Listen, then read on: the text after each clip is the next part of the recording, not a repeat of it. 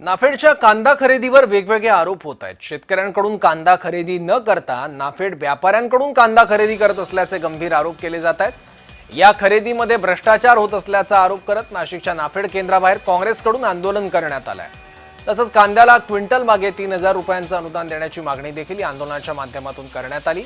काँग्रेसचे ज्येष्ठ नेते बाळासाहेब थोरात यांच्या नेतृत्वात हे आंदोलन करण्यात आलं।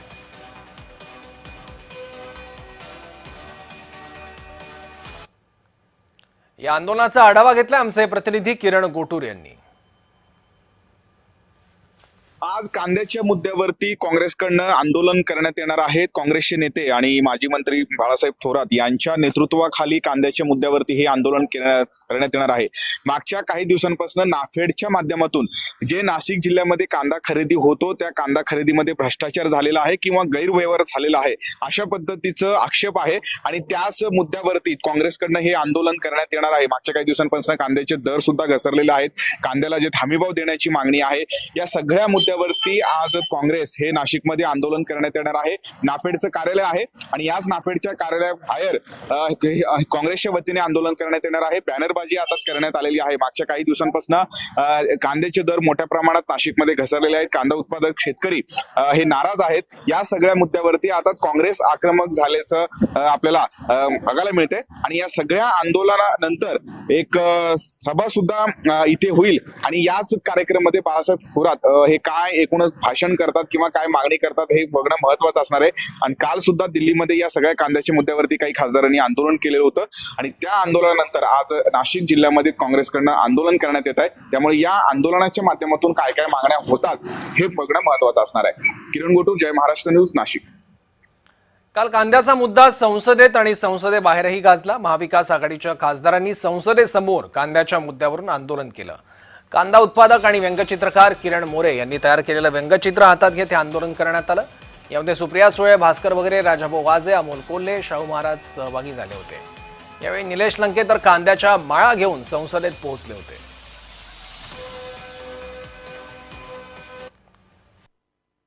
महाराष्ट्रामध्ये सगळ्यात जास्त सरासरी उत्पादनाचा विचार केला तर कांदा याचं उत्पादन जास्त होतं आणि त्या कांद्याचे भाव एकदम गडगडलेले।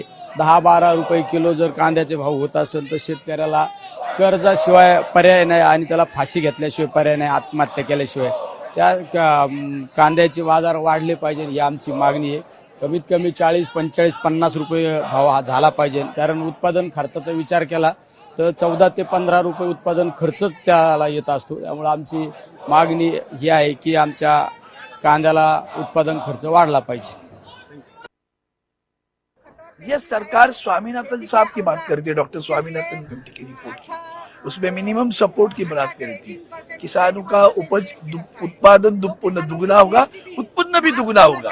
उत्पन्न दुगना छोड़ो, घाटे में जा रहे हैं और किसान आत्महत्या कर रहे हैं। आप जान रहे हो कि महाराष्ट्र में कितनी हालत बुरी है।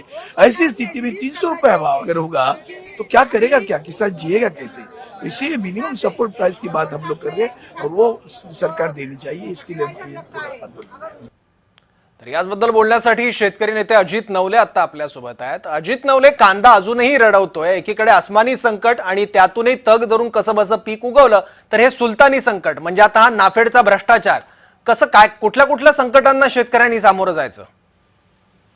मुळात नाफेडची खरेदी ही नेहमी संशयास्पद राहिलेली आहे। सरकार नाफेडच्या वतीने खरेदी करतं आणि त्या कांद्याचा उपयोग शेतकऱ्यांचे शेतीमालाचे भाव, कांद्याचे भाव पाडण्यासाठी करतं। ज्यावेळी शेतीमालाचे भाव पडलेले असतात, कांद्याचे भाव पडलेले असतात, त्यावेळी शेतकऱ्यांना मदत करायला कोणी येत नाही। पण थोडेसे 2 रुपये जादा मिळायला लागले की नाफेडने खरेदी केलेला कांदा बाजारामध्ये आणला जातो आणि भाव पाडले जातात। आता तर समोर असं येत आहे की त्याच्यामध्ये मोठ्या प्रमाणात भ्रष्टाचार झालेला आहे त्या खरेदीमध्ये। त्यामुळे नाफेडच्या सगळ्या व्यवहाराच्या बद्दल लोकांच्या मनामध्ये संशय आहे, त्या सगळ्या प्रक्रियेबद्दल राग आहे आणि तो आंदोलनाच्या निमित्तानं व्यक्त झाला तर त्याचं मला नवल वाटणार नाही। सरकारकडे कुठेही दीर्घकालीन धोरण कांद्याबद्दल नाही आणि त्याच्यामुळे वारंवार कांद्याचा हा सगळा प्रश्न उपस्थित होतोय। सरकारने या प्रश्नाकडे गांभीर्याने पाहण्याची आवश्यकता आहे। ठीक, बरोबर। पण अजित नवलेजी, आपण बघितलं की नाफेड या संस्थेवर आणि एनसीसीएफ वर खूप मोठी जबाबदारी आहे शेतकऱ्यांकडून कांदा खरेदी करण्याची. पण या संस्थात भ्रष्टाचार करतायत, शेतकरी नसलेल्या लोकांकडून कांदा खरेदीत करतायत, बरं निकष सुद्धा पाळत नाहीयेत. शेतकऱ्यांनी काय करायचं अशा स्थितीत? मग अगदी बरोबर आहे. म्हणजे कुंपणाने शेत खाल्लं अशी अवस्था दुर्दैवानं शेतीबद्दल आणि शेतकऱ्यांबद्दल होते. ज्या नाफेडची निर्मिती शेतकऱ्यांना दिलासा देण्यासाठी केलेली आहे, ती नाफेड शेतकऱ्यांकडून कांदा खरेदी करण्याऐवजी व्यापाऱ्यांकडून करते, साठवते, व्यापाऱ्यांचं चांग भलं करते आणि ज्यावेळी ग्राहकांना 2 रुपये जास्त द्यावे लागतात आणि शेतकऱ्यांना फायदा व्हायला लागतो, त्यावेळी मतदानाच्या सगळ्या हिशोब करता सरकारच्या आदेशाने हा कांदा बाजारात उतरून शेतकऱ्यांचे बाजारभाव कांद्यासाठीचे पाडले जातात.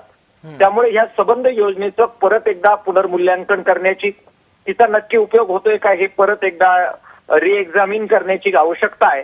आणि नव्या प्रकारची यंत्रणा जर शेतकऱ्यांना आणि ग्राहकांना दोघांनाही लुटीपासून वाचवेल अशी यंत्रणा, एक मेकॅनिझम महाराष्ट्रामध्ये डेव्हलप करण्याची आवश्यकता आहे. ठीक आहे. अजित नवलेजी, एक शेवटचा प्रश्न. राज्य सरकारकडे धोरणात्मक पातळीवर तर फार अधिकार नाही आहेत, पण केंद्र सरकार यात कुठेतरी चुकतंय, कारण कांदा कवडीमोल दराने विकला जातोय, शेतकऱ्यांचा उत्पादन खर्च सुद्धा निघत नाहीये. दुर्दैवानं आपण बघा की निवडणुकीच्या सगळ्या पार्श्वभूमीवर कांद्याच्या बाबतीतली धोरणं जर आपण घेऊ लागलो तर आज जे होतंय ते दुर्दैवानं होत राहणार आहे. हे सगळं शेतीमालाचे बाजारभाव आणि विशेषतः कांद्याचे बाजारभाव हे मागणी आणि पुरवठा या आधारावर सोडले पाहिजेत. सरकारचा हस्तक्षेप थांबला पाहिजे.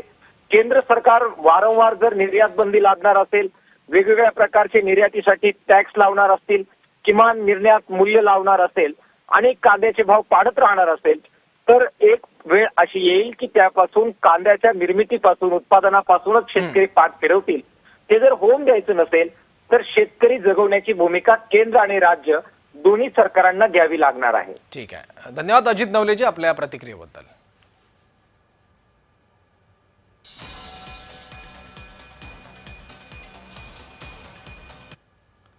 तर कांदा खरेदीत कसा भ्रष्टाचार झाला ते पाहूयात.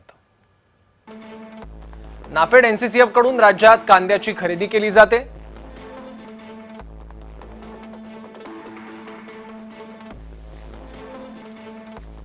राज्य सरकारच्या अधिकाऱ्यांमार्फत कांदा खरेदीवर लक्ष ठेवलं जातं. कांदा खरेदीत गैरव्यवहार झाल्याची बाब उघड झाली आहे.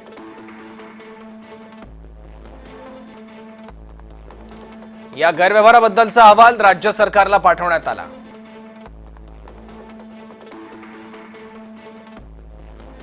बंद पडलेल्या संस्थांकडून कांदा खरेदी करण्यात आला.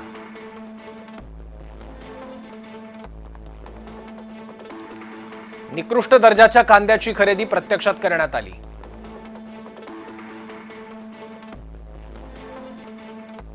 कागदोपत्री जास्त शेतकरी दाखवून कमी शेतकऱ्यांकडून खरेदी झाली. शेतकरी नसलेल्यांकडून सुद्धा कांद्याची खरेदी दाखवली.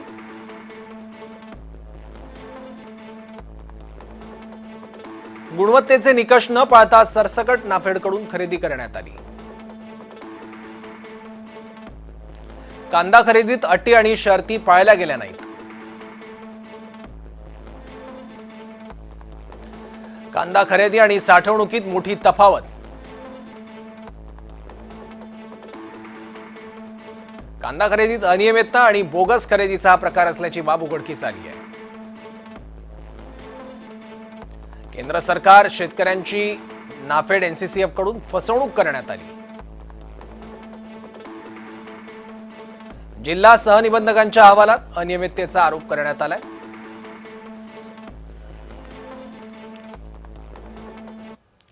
यासह जेएम विशेषमध्ये इथेच थांबूयात.